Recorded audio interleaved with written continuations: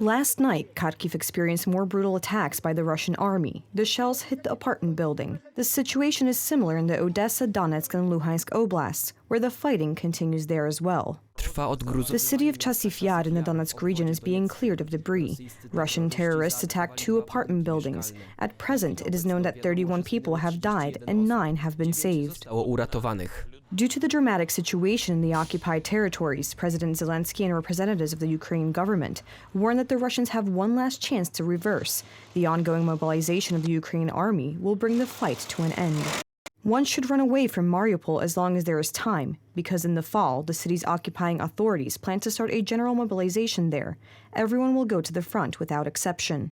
Despite the overwhelming advantage, the Russians continue to record significant damage. So far, they have lost almost 37,500 soldiers, almost 1,650 tanks, and over 800 artillery systems. Meanwhile, the United States has information that shows that Iran wants to help Russia in hostilities in Ukraine by supplying it with a significant number of drones, including combat drones. Western states and organizations that have been involved in supporting Ukraine and weakening the Russian regime since the beginning of the war received another warning from the Kremlin. A spokeswoman for the Russian Ministry of Foreign Affairs, Maria Zakharova, said that the West was risking unleashing World War III. In unleashing a hybrid confrontation with Russia over Ukraine, the United States and its allies are teetering dangerously on the brink of a nuclear conflict.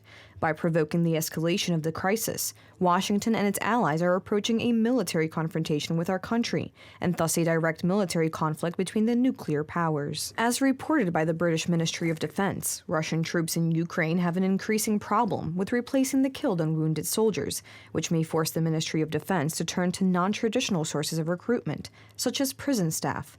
The Strategic Communications Department of the Ukrainian Army reported that in the self-proclaimed Moscow-controlled Donetsk People's Republic, almost all of the deputy commanders of the Russian 106th Airborne Division were killed in the Ukrainian attack near Shakhtarsk.